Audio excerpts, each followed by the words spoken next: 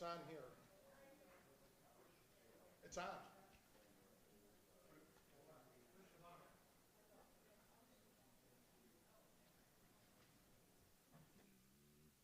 Test 1, 2.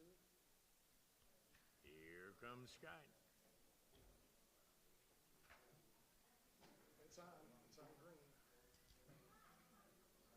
Yeah, that's what I'm saying.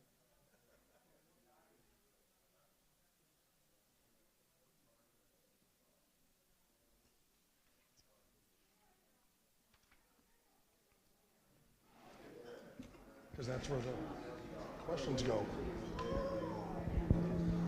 There we go. Okay, bring it down some.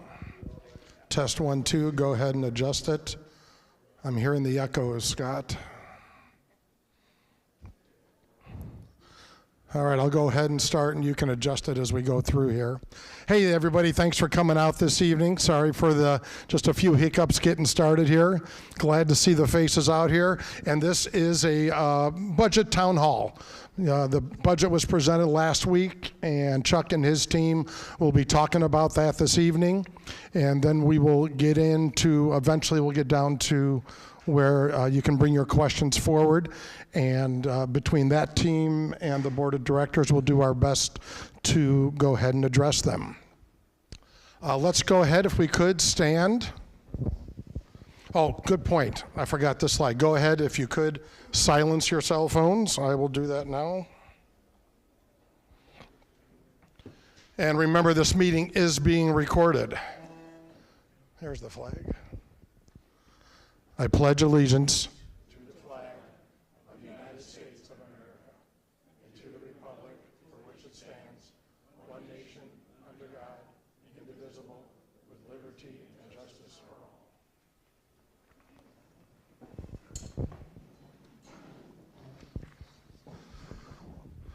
Yep. Okay, Kathy, do we have a quorum? Yes. Yes. Thank you. All right, we're going to get, again, this is a look at the budget, and before I turn it over to Chuck, let's first go around and do quick introductions of everybody up here on the board and on the financial committee to my left. So, Del, go ahead. Del Mitchum, Director. Pat Kite, Director. David Matucci, Director. Bruce Delfonso, President. Greg Ross, Vice President. Kathy Stevens, Secretary. Jim Morgan, General Manager. Chuck Gordon, Treasurer. Bob Miller, Finance Committee. Jerry Stein, Finance Committee. Wendell Jackson, Finance Committee. And that's everybody up front. I'm going to go ahead at this point. What Chuck's going to do is go ahead, do a summary. Him and his team will do a summary of what they went over last week. And Chuck, I'm going to turn it over to you. And I think you got some of your committee members in the audience too, who you might want to recognize. Yes, I would also like to recognize Mary Ellen Glantz, who's here with us tonight. And also I'd like to recognize, even though they're not here tonight, is Shirley Braz and Paul Nelson, who couldn't be with us this evening. Thank you. Anyway, let's start out with the budget process, the overview, just very briefly. There's basically, we utilize here at the Colony 3 phases: a development, an evaluation, and a finalizations phase. Next slide, please. So as far as the budget development process goes, back in the fall and around October, November, our department heads start to interface with our vendors. Our department heads, as all, some of you may know, are Ken, Anthony, Kimberly, and Kara. And they start evaluating and reviewing contracts and cost with the vendors. And at this time, they'll go ahead and there may be some negotiation, or there may be instances where they will be taking out bids if they believe that the costs associated with some of the vendors are unreasonable. And then at that point, once they have done that phase, I start working with Jim, and we start looking at it a little bit further in depth, and very much in depth, and we start throwing in the numbers into the various line items in the budget. Next phase. So once we have included all the line items in the budget, we are then ready to provide our first draft over to the Finance Advisory Committee. At that point, the Finance Committee looks at all the different line items, and they go ahead and they look back at the prior budget and the current budget, and they see if our expectations are being met based on the performance on the income statement. And they also take a look at projected cost for the following year and if adjustments to the budget need to be made. And in most cases, there are adjustments that are made, and additional drafts and iterations are performed until finally we reach a stage where we believe it's ready to be brought before the board, and we do so in the next stage in the finalization process, where we have a budget workshop, which we had at the beginning of the month on February 1st. At that point, the board has an opportunity to evaluate the budget, push back on various line items, and further adjustments at that point could be made. Finally, we are here tonight having our budget town hall. This budget has not yet been approved or ratified. That's going to occur at the next open session board meeting. And here we are tonight with the town hall, which is almost one of the final stages to our budget, where membership will have an opportunity to take a look at the line items and ask questions. That basically summarizes the budget process. So most people are interested in the bottom line, and when it comes to budgets, many times most people here in the community want to know what our HOA assessment is going to be for the following fiscal year. And it really, there's a rather simple formula, actually, for owner assessments. It's total expenses less other income equals owner assessments. Let's take a look at the numbers with regards to that formula. So in the particular fiscal budget that we're going to be discussing this evening, our total expenses are $6.4 million. To be precise, $6,403,748, less other income. This is income that is derived from other sources other than the assessments. When you subtract less the other income from our total expenses, it comes up with a number that's $6,280,561, and that is where our owner assessments, that's the income that we're going to need to derive from the community. If you divide that by the number of homes in the community, which is 1,586, you'll see that we have $3,960 that each household is expected to pay in homeowner dues throughout the course of the year. If you divide that number by 12, it will drill down to what the HOA fee will be on a monthly basis, which currently stands at $330. Thank you. So this is basically the budget summary without getting into the detail of the various line items. On the top portion is where we have the income, and it's derived from the owner assessments, which is the very top line. As you'll see, it's $330, and it's a net increase of $10 from the prior or the current fiscal budget. That is an increase of 3.13%. The total net income is $11.01, 10 of which is coming from an increase in the owner assessments. The bottom portion of this particular sheet shows the various budget categories. And as you'll see, the biggest one where the biggest amount of money is going as far as funding is administrative, where it's almost $2 million, $1,929,444. This is quite typical in most associations. Administrative category is usually going to have your biggest weighted category. Our next one is landscaping, $1,772,250. And finally, our reserve expenditures, not expenditures, but this is the reserve contribution, the amount that we're using to fund the reserves. And that's $1,122,645. And as you'll see, the total expense cost is $6,403,748, which equals the total income on the top of the page, $6,403,748, Why? Because this is a balanced budget. Next sheet, please. So we're going to start to get into each category. We'll start out with administrative, which, as I mentioned before, it's the biggest category. And I'm not going to go into all the different line items, other than I'm going to talk about a couple ones which I want to feature. And the big ones are going to be on the following page, where you'll see at the top, management and staffing. Well, this is a combination of last year's budget where we had our salaries and benefits coupled with another line item that we had last year, which was called management. And the two together, this year is $1,353,544, which is an increase of $76,821. But the two categories from the prior year have been combined. So the net increase of $76,821 is apples to apples comparison of those other two categories from the prior year. Last year, it was also a similar increase as far as management and staffing. We're according to staff, approximately a 4% increase in salaries and benefits. Then the next one that I want to bring to your attention, we have insurance premiums, which is popping up $16,000, and legal services lawsuits, where we are increasing the budget $20,000 from $120,000 to $140,000.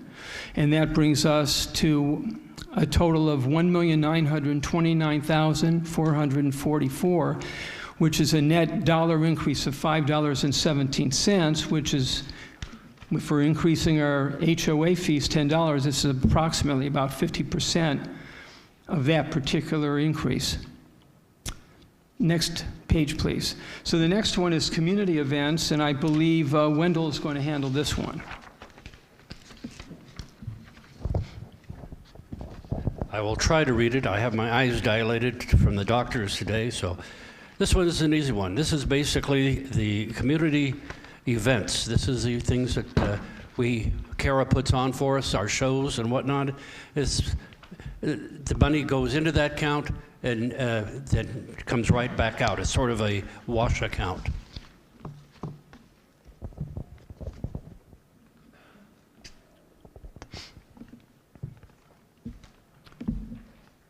Yeah, the reason it's a wash is because we also have it in our income section. So net, we're coming out ahead a little bit this year, this point in junction. Okay, next we'll have expenses, reimbursable expenses. You want me to go through those now or later? Well, the next one is going to be utilities. And Bob's going to handle that one. Bob Miller. Okay, this is a small, 5 or 6 category. I guess it's 5 accounts. The two I'm going to talk about is 6,000 on line 57, electrical services, and on line 58, gas services, because those are the changes, the major changes we did. We've been looking at the electrical services. Originally, when the budget was first presented, it was not an increase of anything. It was just $120,000. We looked at that and felt that electrical services would be increasing, just looking at the projecting out what we had paid so far, and also taking into consideration the rates, the increase in rates. So the Finance Committee recommends that we increase it $20,000 to $140,000. Hopefully that will cover what is coming. Also, under gas, we decreased that significantly. Last year, we increased it significantly from, I think it was $65,000 to $140,000 because of the huge gas bills we were having. We later discovered that the gas company was not able to purchase their gas supplies at a reasonable rate. Usually they can go out and do futures. They were not able, they did not do that. I don't know if they were not able, but they did not do that. So they had to go out on what we call secondary market, or just to buy it just out on the open market. And that's why it went up so significantly. This year they have been out there, they have purchase the gas, and the rates have come down, what we're spending. Right now, we're $60,000 under budget. So we felt that we could reduce that back to a reasonable number of 100,000, so we reduced that by 40,000. So that gives us a net loss of $19,700, or $1.04. So we saved money there. And so that leaves us with a budget for utilities of $264,000, which is 4.1% of the total budget amount. Okay, I also have landscaping. If you could bring that up, please, next page, right. Okay, I'm only going to talk to a couple of those items here also. All right, the big one is landscape water. We decided to keep it at the amount we were paying this year. We are over budget now, but with all this rain, Anthony has basically shut off the valves for the last week or so. And also we're entering a period of less watering in the winter and that. So we're hoping that this will bring us at budget by what Anthony's doing out there. So we determined not to raise it this year and see if we can keep it at budget. Then we're going down to, let's see. Actually, we decreased something on line 73. That is for trimming front yards. We increased it last year, but Anthony's been able to keep it at the budget level from the previous year of $26,400. So we're budgeting that amount for next year, based on Anthony's the way he schedules the work. He can pretty much determine the budget of how much we're going to be spending. So we decreased that to $26,400. Then we decreased palms, Kathy's favorite subject, and palm tree trimming. We do that once a year, and based on the contract, we increased it this year to $85,000. That was a one-time increase they had for 3 years. Jim Morgan was able to go back to them and say, hey, why can't you give us incremental increases each year? So that's what they basically did. They increased it a little bit, so that's how our cost this year was $72,591. So next year it's going to be another incremental cost, so we're going to put that at $79,000, and then probably the last year, the third year, we'll bring it back up to the $85,000 that we budgeted this year. And also, it came up last time that do we need the palm trees? The question was put to me directly, and I sort of punted. But what I did is I went to the landscape. I'm on the landscape committee, and we had a meeting yesterday. And I brought it up to the whole landscape group. I said, what do you all, or actually Jan did, she put it on the agenda. And the landscape committee does not feel that we can go through and eliminate the palm trees. One, the cost of digging up a palm tree is between $1,200 and $1,500 a piece. Secondly, they had some aesthetic value to the, at least we feel, the landscape committee does, having palm trees. We're in California, you should have some palm trees. So we felt that that adds to the aesthetic value. Plus, we have a large number of palm trees in individual yards behind the gate that we are not, we do not respond to. We're not responsible for trimming or doing anything. So we felt overall, landscape committee, that we could not recommend, if it came to us, the elimination of palm trees. We do take care of ones that fall on houses that are leaning, drastically. We will take care of those. But the ones straight up and down, we just feel that they're, that they should remain there. And I also asked if you did cut them down and mulch them, the mulch is no good, Kathy. So, Dave, I can't give you any more mulch out of the palm trees if we take them down. So, anyway, that is our. And we left most the same. That was an issue with Dave, and he may want to address that. But we did not feel that we should increase the mulch budget this year. I think that, okay, and our total budget is $1,772,000. We're the second largest budget. That's 27.7% of the total budget is in landscape. And just one more thing, the contract increased by 2.5% this year. So there are six or seven categories that are on the contract, and they all went up around 2.5%. So that's the increase you see there of $19,000. Most of that is the increase from the contract. I think Jerry has the next one. Yes, gate entry and patrol is Jerry. This next session begins on line 87. And first of all, at the workshop we had a couple of weeks ago, we went into great detail on the line items, so I'm going to briefly just summarize where there were increases and decreases in the cost. On line 87, property protection, there was a 2.3% increase, which was set forth in the contract, and that equaled a $15,540 increase, which is the largest in this section. On line 88, the property protection supplies, we suggested it be reduced from $11,000 to $10,000. Line 89, vehicle gate repair, we're suggesting no change. Line 90, the preventative maintenance system, we're also suggesting a reduction from $15,000 to $10,000. And finally, on line 91, the gate access system and software fees, our new vendor is actually including the software, and so we're saving $5,000 there because the software will be a zero cost to us. And all of these changes with the offsets and decreases and increases, there's a net result of an increase of $4,540, which is 0.7%. And the next section is the repair and maintenance, which begins on line 94. And this covers the monthly monitoring and inspection of the safety equipment. And the vendor has informed us that there's going to be a slight increase of about $500 a year. So we're suggesting an increase from $3,000 Can we to $3,500. get him to go to the next slide, please? Next slide. There you go. That takes us to line 95, which is the HVAC services, heating, air conditioning.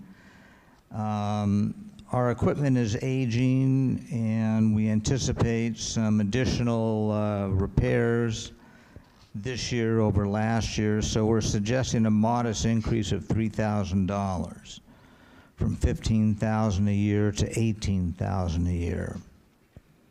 Next, line 96, pest control. There's going to be a modest increase by the vendor, $300 a year, from $1,900 to $2,200. General maintenance and repair, we saw that we were running under budget, and we're actually suggesting it be reduced by $5,000, from $35,000 down to $30,000.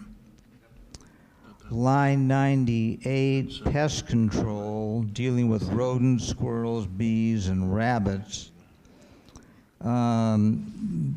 Because of the increase in the contract for the rabbit abatement, we're recommending an increase of $8,000, from $19,000 to $27,000.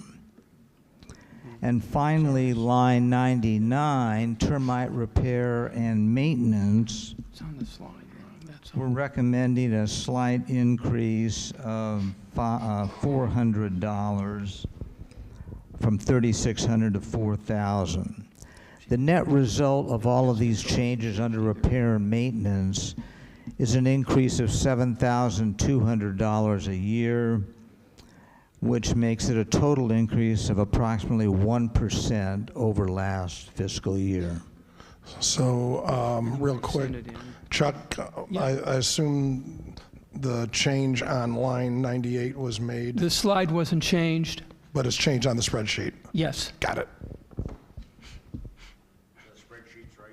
Just, you may want to explain it real quick, the $1,000 difference. Oh. On line 97.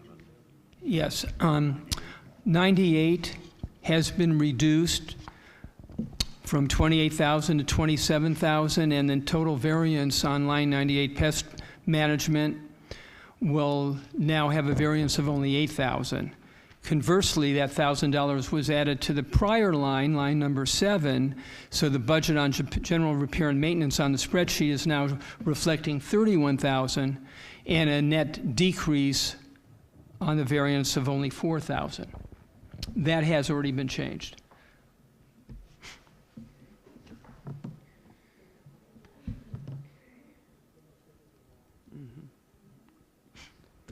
You done with total repair and maintenance, Jerry? Yes. Yes, okay, next slide, please. So now we come to the golf course subsidy. So, next slide. So the golf course subsidy that we've been dealing with this year is $304,512, which is $16 per door. We're now proposing a decrease, a slight decrease to $15.43, which is a net dollar increase of 57 cents. Not much, but it works out to going down from 304,512 to 293,709. The reason is because the golf course projections that were provided to us by the receiver were substantially lower than this, actually, because they're very optimistic about the early returns on the disc golf revenue. But we took a much more conservative approach, and we did modestly reduce it, just slightly, but not nearly as much as the receiver's projections were. So we're cautiously optimistic, but we're not taking into account what the receiver's projections are completely. We're just going to have a slight increase. We are also optimistic that the revenue that's being generated from disc golf will have a mitigating factor on our subsidy in the coming fiscal year. Thank you. The next one is clubhouse operations, and Bob's going to deliver on this. Okay, got a slide, please? All right, clubhouse operations. In this area, this is where our everyday vendors, the ones we deal with on a daily basis, so they come in weekly and that. These are not the high volume ones for the most part. These are the mom and pop shops that we support out in the community that are most affected by the economy. And by the economy, I mean the inflation. Though it is down now some, there was inflation before, they're having to make up in that. So you're going to see some small increases here, but it's basically to support the local vendors that are working with us. On go to 107, pool monitoring. We did an increase there of $1,200. That is, our pool monitoring is done by our Allied. They come in, I guess when it's busy from the afternoon, when whenever the children and all that are there. They come in there if there's any issues. So they, of course, are going increasing their staff wages. So we went up there $1,200. Pool management, that is a vendor increase also. It goes up from $15,500 to $19,000. We're increasing $3,500. The vendor that we're dealing with told our staff that he anticipates it going up that much, so we had to put that in the budget. So that's up $3,500. Equipment maintenance and repair, we decreased that. We're under budget right now, so we felt we could decrease that somewhat for next year. Clubhouse supplies, that was a large increase from $8,000 to $15,000, that's $7,000 increase. Clubhouse supplies are the non-janitorial supplies. These are the supplies that keep the clubhouse going on a daily basis. The coffee condiments, the things that go in, the popcorn, batteries for everything we need on like our electrical and that. And also it's based on the volume that we have. Kara is increasing the number of things that are going on in the clubhouse.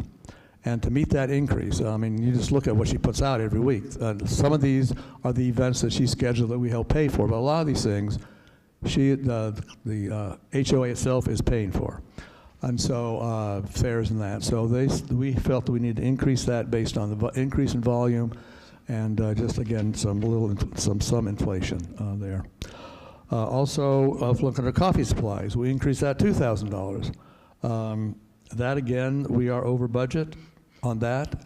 And it's just the volume. We're drinking more coffee. I don't know why, but we are. I don't drink that much coffee, but evidently we are, because our supplies are going up. So we felt we needed to increase that by $2,000. Let's see. Another big increase is, could you change the slide? Wait, did you? Okay, bring up the slide back, please. I didn't know I should change that. Go to line, is it 113? Yeah, janitorial supplies and maintenance. We increased that by $5,000 also. Those are the cleaning supplies, paper products. And a lot of that is being increased for inflation. But also, these things is maintenance. Our maintenance staff is repairing things on site. We're not bringing outside contractors in. So we have to pay for the parts and that. So this goes into this part of the budget. So they are more active in that. We're not bringing the outside contractors in, so we felt we had to increase that from $35,000 to $40,000 to do that. And I think that's basically it. All right. Bring this down to an increase of $18,200 for the whole category. Our total budget is $174,000, which is 2.7% of the budget. All right. That's all for me. Reimbursable, Wendell?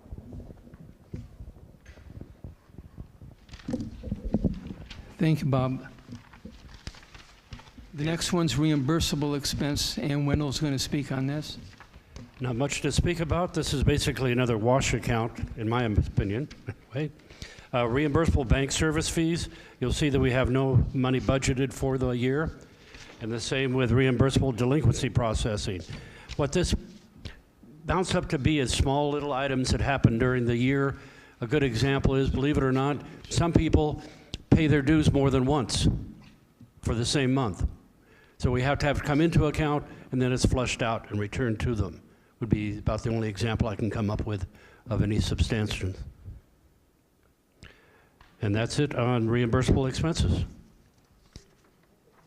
Next, we have federal and state taxes. This is lovely to have an increase on this one, because we're paying more taxes means we're getting more money.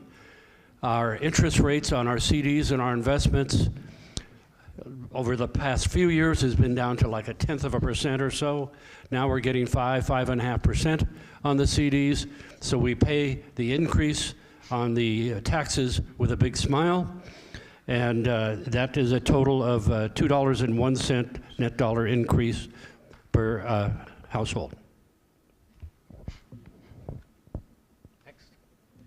Thank you. I'm up next with reserves.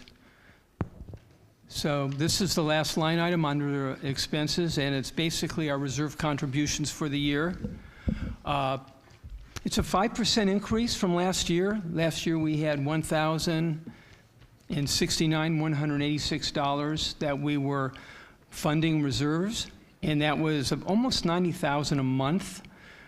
The reserve consultant would have liked, ideally, around a 10% increase, but he was fine with 5%. According to the reserve study, which just came in last week, he had projected a funding level of around 63% on his study, which is deficient. We would like to be at 70, but he did indicate in his charts that the reserves could dip into the high 50s and then come back out into the 60s and eventually go into the 70s several years downstream. He was okay with this funding level at 5%, and in the interest of trying to keep the HOA fee reasonable, but not try to hit with a higher amount, we kept it at 5% as opposed to going with the consultant's ideal amount of 10% increase. It's sitting there right now at about 28% of the $10 increase. It's $2, constitutes $2.81 of our $10 increase so far. And that concludes the expense portion of the budget. Thank you. The next section is the best section, of course. It's the income section.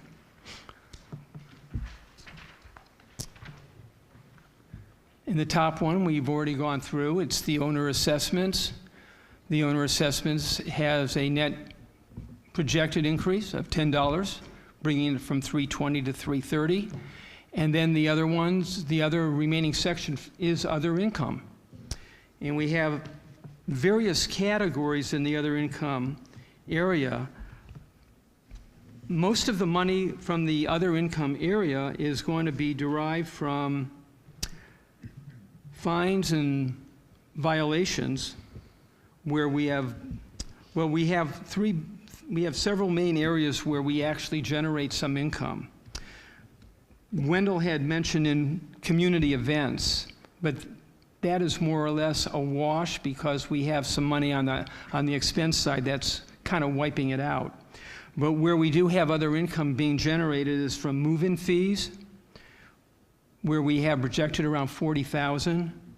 We've projected from salon rental about $10,500, $5,000 from late fees, $28,000 from fines and violations. It's not kind of the area where you want to be collecting money. You'd ideally want 100% compliance, but it is what it is.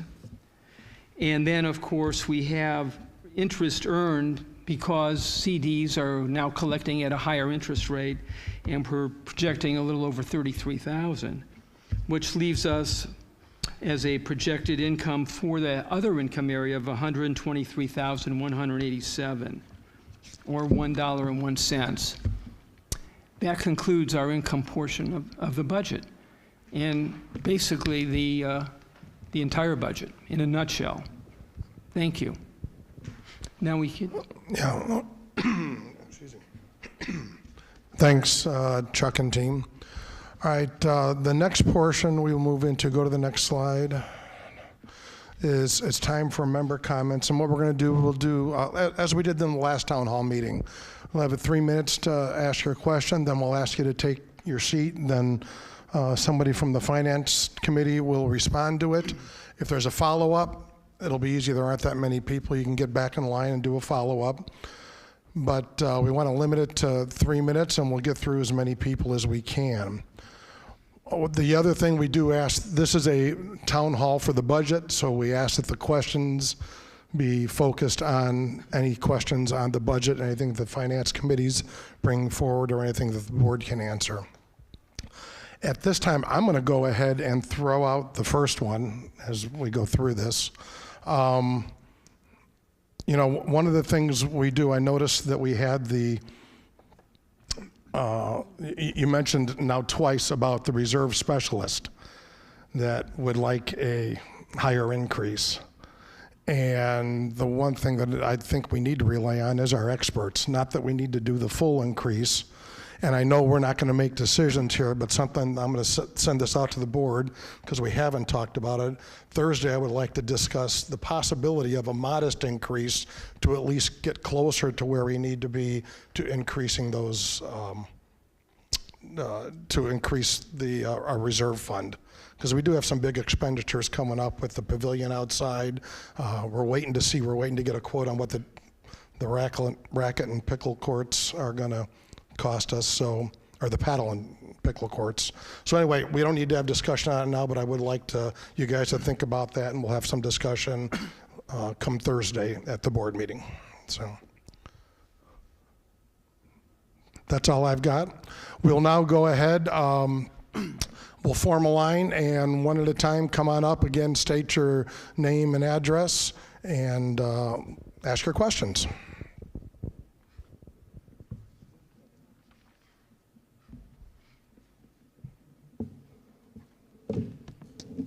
Good evening, President and HOA directors. My name is Dee Dee Ramella, and I live on Malagas. I'm trying to make sense of the budget provided to us on February 1st. Brings a lot of questions and concerns of how our money is being spent.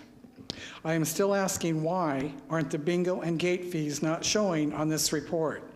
The answer given last time is not acceptable. These fees should not simply be a wash, as stated by the treasurer. Whether or not the amounts cancel each other out, they need to be shown. This would substantiate the increase or decrease on the use of the golf course. Why are there 5 line items that are redundant for pool services? Just what are we paying for in pool services? You mentioned coffee supplies. Coffee supplies for what? When using the clubhouse, we're told to supply our own coffee. You're showing a budget of $12,000. Are you using it for fertilizer? Per our HOA president at the last meeting, he stated Article 20 is not in effect. Then why are we paying $16 each month to the golf course from our HOA dues? The budget report also shows a line item of miscellaneous. What is that for? Where's the detail? Then it shows office supplies. Why a separate item of copying and printing? These are only a few items that I mentioned. The budget report provided draws attention to the intent of purposely confusing the community on what is actually being spent and points to the inaccuracy of how the money is handled without any transparency. It's incredibly important. The budget report shows straightforwardness and clarity, not a treasure map of bulbous figures. Thank you.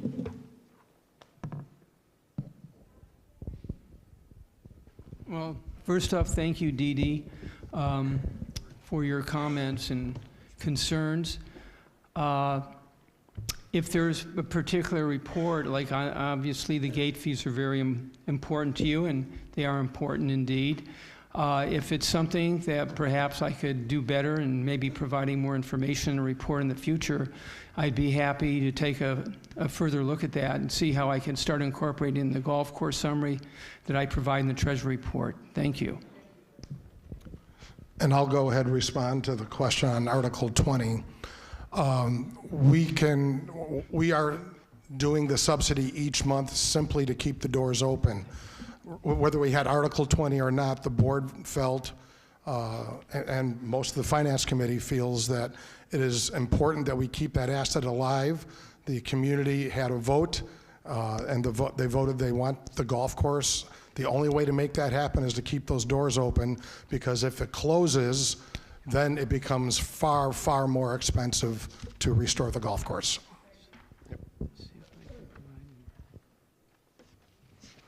Pam Bliss. About Article 20. Either it's in effect or it's not in effect. Pick a lane. Is it in effect? Because if it is not in effect, then I think that there's a real bad gray area here where the board has elected to dispose of our assets, part of our dues, which is asset, without a vote from the membership. You can't do that. So Article 20 is in effect or it's not. Which is it? Chuck, you had mentioned just a little while ago that we all had the opportunity to look at the line items and ask questions, right? That's not exactly completely true, because we're not allowed to look at all the line items with the descriptions. We're only allowed to see what you show us. Why is it that this board does not allow a homeowner to see the complete line item budget with descriptions? If everything's on the up and up, why is this being hidden? Why are we forbidden this information? It's very difficult to stand up here and ask intelligent questions when I can't even see the information. For example, staffing. Now, I think our staff does a terrific job, but how do you justify a $76,000 a year increase that was on top of a approximately like increase of last year? If you take that we have 14, or Associate has 14 employees that this goes to, okay, do the math. That's over a 10 grand increase in salary and benefits just over the past 2 years. And that's only if you divide it up equally. I don't find that very responsible.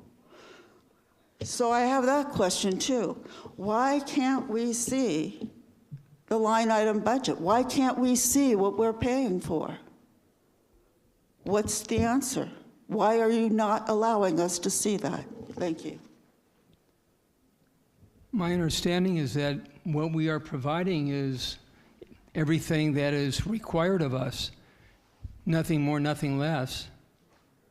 A lot of the explanations that are in line items are the notes that we've taken so that we could speak intelligently on the subject. And I write down notes all the time at the finance meetings, and I write down a lot of notes to myself on all the different items that are being discussed. A lot of that winds up in these sheets, but these are my own personal notes. Are you asking for my own personal notes? We do provide what we're required to provide. And no, Chuck, I'm not asking for your personal notes. And by the way, I want to compliment everybody who's on the Finance Committee because I think you guys do a terrific job, given the limitations that you have to work with. You do a wonderful job. Thank you. Thank you. No, what I'm talking about is actually the descriptions. For example, subscriptions. What subscriptions are we paying for? At one point in time, before the format was changed, and we actually could see the descriptions of these broad statements, I had questioned some of the things, like why were we paying $600 a year for a Netflix subscription? Who all was getting Netflix? Whose cell phones are we paying for? I mean, these are things, when you talk about administrative costs, what are those administrative costs? That's what I would like to know. So no, not your personal notes. I think that would be ridiculous and inappropriate for me to ask. But I think what is appropriate for me to ask is the packet that you all have. If somebody is interested in seeing it, now I don't say, don't print it out and send it to everybody, but if somebody requests it, why can't you email it to them?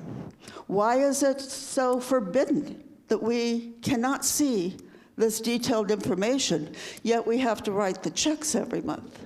Thank you. I'll Thank take you. the Article 20 question. Article 20 obviously passed in a vote. Obviously, it got filed, but it has no impact on us at this time. Very simply, Article 20 allows us a couple things. It allowed us to create an LLC. That was not allowed for this HOA beforehand. The second thing that Article 20 allows is that if somebody else were to get the course, it gives us the ability to negotiate with a new owner on how to handle things like the slopes, the fingers, the gates, things like that. Jim, am I missing anything on that? I mean, those are the two basic items. Well, the only thing I would include with that is, and I would agree that Article 20 is in effect because it was voted by the members. So whether it's used or not, it's still in effect. The other thing that it does... But it's not impacting us right now. Well, it is from the standpoint that it does allow the board, typically the law is going to, not typically, the law is going to limit a board from utilizing association funds to pay for something that you don't own, another asset or another company or things like that that aren't currently owned by the association. And yes, Article 20 does give the board that discretion to address those types of issues. And now its intent was not to do what it's having to do right now. It was really for the future, which is where I think you're coming from in what you were explaining to Pam, is, this is all setting up for the future, but we're dealing with this reality right now about the potential that this golf course could close. So the board had to act, and yes, Article 20 did grant that authority to the board. So good. I got educated on that one. Yeah, That's good to know. But the whole point is the reason the decision was made was to protect what we believe through our business judgment, protect the best interests of the community. One other thing, just regarding the financials, not talking about the in particular draft budgets, but just so you all know, you're entitled to information. So our financials, this, with the exception of a few reports that have personal information, you're entitled to this. So if you're willing to do the digging, which you would probably have to do, all the questions you're asking are in these financials. They get reported on. So when you want to ask about what a certain line is covering, you can go to the check register, you can go to the ledger, and you can find out exactly what those things are covering. And those are, the budget is a plan. This is what's actually happening to your money. So this is available to you. And now you'd have to pay for copies and that type of thing. But it is available to you, just so you know. And there's a form you fill out that has those specific reports on it that you're entitled to have, and which is the bulk of this financial report. So I just wanted you to be aware of that. Jim, we're talking about Article 20. The only thing that would be redacted are names of individuals for their privacy, and account numbers if that bank accounts and that type of thing. When you talk about Article 20, Jim, if it wasn't in effect, we use a business judgment decision that $192 a year was a good insurance policy to keep the golf course open and save possible decline that if there was no golf course and went to weed and all, that would be losing $40,000, $50,000 per household. Now, you're saying that Article 20 is in effect, but it was a business judgment rule. If we didn't have Article 20, we still could have done the same thing. We did it with a business judgment rule. We didn't do it because of Article 20. No question about it. Okay. Article 20 does not enact the board or force the board to do something. It's just there as a resource of authority to deal with business, and that being business that you had to deal with. That makes sense? Okay. Joanne, looks like you're in line.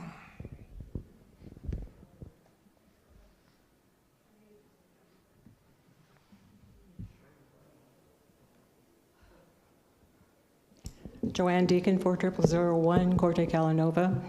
I have a little bit of background here. I was on the board for several years, and 1 year I was treasurer, and thank God the residents were smart enough to elect Jim Nash after that, so he got to be treasurer. That was the last year when I was treasurer that there was no increase in dues, and it had absolutely nothing to do with me. It had everything to do with the economy at the time. Things just weren't going up, they weren't going down, they were stagnant. When we look at it today after COVID, you see anywhere from a 25 to 30% increase on goods and services and salaries and everything else that went with it. And so when you look at the reserve, I think we need to add more to the reserve, because if it's at 63% and we have these big projects coming up, you're going to look at it and say, well, that'll put it down in the 50s, and I don't want to do that. Let's put it off another 3 or 4 years. There's a level of maintenance here, and that's what the reserve is for, replacement and maintenance. And that's why I think we need to add a little more to the reserve so that we can maintain what we have. If we let this go, the next board, the one after that and the one after that, are going to be hit with some serious numbers. We have an opportunity to add a little bit now that will make a difference and keep us afloat, and I think we should do that. Thank you. Thank you, Joanne. Kathy has a question. If we put in the reserves what the consultant recommended, what would that do to the HOA dues increase? Well, it's only going to add about $39,064. It's not. No, to the monthly assessment.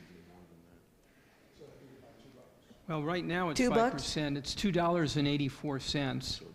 It would be another $2.84 to bring it to what the reserve consultant wanted. We're at 5%, we're at $2.84, so you double that, you're at 10%, which is what the reserve consultant recommended. That's $2.84, but of course, it would be either $3. $2 would still be better, you know, I mean, that Okay, would so still $2 or get us- $3 to the Yeah. 10.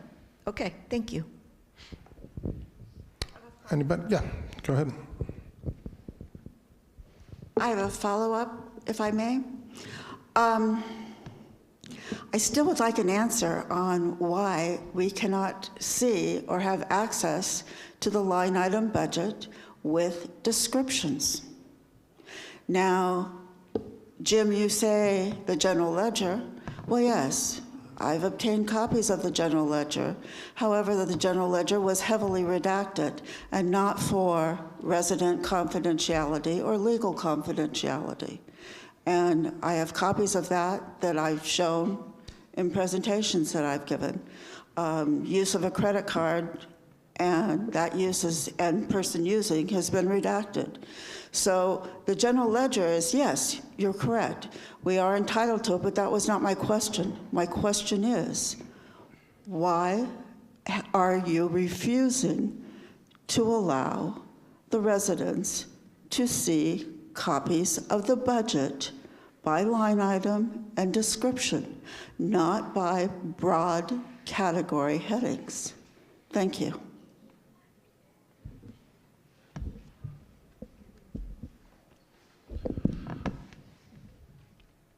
What the board provides is what the law requires them to provide. If an association determines that the budget they want to distribute to the community has more detail in it than what the law requires, then that is the decision of that board in whatever association that decides to do that. But what the board at the colony has done year after year is they have provided what the law requires, which is, it is a description line. It's just not one that gets into all of the detail of what is entailed in that expense, what that proposed expense is for that year. You're right, they're not secrets. If they were, that would be problematic. It would not be a smart thing for the board to do, which is why I mentioned your financials disclose everything that is spent, all the money and what it's spent on. A question was brought up, I think just a quick comment was made about employees and credit cards and cell phone bills. There is an allowance for employees, managers, if they're using their phone for work. It's not paying for their phone bill, but it is an allowance of $50 a month for cell phone use. If the employee wishes to turn that in, they have a right to do that, if they're using it for business purposes. I'll tell you, and I'm not trying to be self-righteous here, I don't submit for my cell phone. It just is not a big deal to me. But other employees do, and I think that they have the right and are entitled to some compensation for the use of their personal equipment for work purposes. Again, and the credit cards, those is with regard to the question or the concern about over redaction. If that happened, and it sounds like it probably did based on what you said, then that would have to be looked at. That shouldn't be. We're not trying to hide any type of spending. There's no reason to. Every single expense, I can speak for Chuck in this particular situation or circumstance where he and Kathy are the two board members that are the second tier of approval of every expense, every dollar that's written. It has to go through the two of them. to approve. It starts with the beginning of it is with Katie starting the invoice processing, and it ends up in Dallas and Foothill, and then it ends up in my queue. After I approve it, it goes to the two of them. And the reason I'm bringing that up and getting into this level of detail is the questions that Chuck will ask about an invoice is so thorough. And it's about anything that seems out of place or maybe not ordinary, he's asking a question about. He's saying, hey, Katie or Jim, can you answer this question? What's this extra expense here? What's this $10 or what's this other thing? So the level of thoroughness with that, I think you've got very good eyes and concern by your board in the spending on your funds. And anyways, I don't want to belabor that too much, but I wanted to just cover a couple of those extra things. And with regard to, again, to circle back on the budget, again, that becomes a board decision. If they want to create a different budget, that's their prerogative. But right now, what you get, whether you believe it's a full budget or not, based on the law, it is a full budget. Again, considered by the law, it covers everything that is required to be covered in order to report to you what constitutes the assessment for that year. And that's what you receive, and you'll receive it soon after the approval of the budget in your annual disclosures. Okay. Go ahead.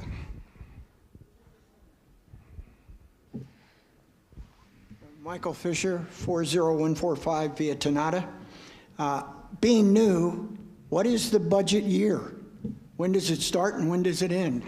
Is it fiscal? Is it year to year? When is it? May 1 to April 30th. So May 1 would be the new period. Right. How long does the board think that this subsidy, and I know there's litigation going on, how long do they forecast this subsidy to continue with the golf course? We are hoping that this next budget year will be the last. The Majestic is running out of options. They have one appeal left on both the fraudulent conveyance and the foreclosure hearing. So as soon as the appellate court hears that, it's over, and we have a high confidence level that we will win those appeals. So hopefully this is the last time we'll have to have that number in there. All right. The other question that I have is from a standpoint of contingency, what happens if the golf course goes under? What is the contingent plan? Our contingent plan is we hope somebody can come in and do something with it that will work with us. We really don't have one. That's the problem. Go ahead. Well, if I could just add, Yeah. and one thing we know would have to happen if another third-party owner comes in is the board will need to address the fingers in the slopes. So that we have to make the golf course more appealing to a third party if that's what it scenario it becomes. Again, a new owner. That's not the association. That's, I think, the primary number one factor that would have to be addressed before any new buyer would even be interested in acquiring that golf course. Is that in our budget or forecasting to be in future budgets? It's like a homeowner. I have to improve my property before I put it up for sale. Yeah, it's not in this budget. Okay. I'll say that, yeah. All right. And the last question is, we did receive some money from litigation. I have read that we have. Where is that in the budget? Where do we recover that money? Or have we not recovered it yet? No, we just were awarded it, and we'd have to collect. And and I can't get into too much detail because we haven't resolved issues. We don't know if we're going to be in negotiations with the golf course. It's just a hard thing to, it's something we really can't answer at this point, and the board doesn't even know where we stand on that completely. But we definitely were awarded the $100 and some thousand, and we're positioning ourselves to collect on that, and beyond that, where things are still up in the air. We're not 100% sure. And if we collect on that, where would it go in the budget? Well, it'll go against the litigation line initially, Okay. and it'll be set aside to offset any additional, at least that's my understanding of where the board would direct that. That's what we did last time. We created a separate account that money was identified as golf course settlement funds, and that was used in part to offset litigation in the next fiscal year. And it became a portion of money that was used when we had to start subsidizing the golf course. Before we actually had it in the budget as a subsidy line, we had to get the money from somewhere, and that's where we started, was that account. I ran out of time. Okay. Thank you very much. No problem. Thank you.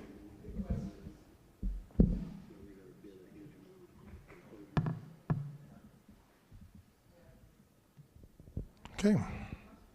Anybody else? All right, with that, we will go ahead and bring this meeting to a close. Thank you all for the questions. And there is a board meeting this Thursday. It's an afternoon meeting at 2 o'clock, so we hope to see you there. Thank you.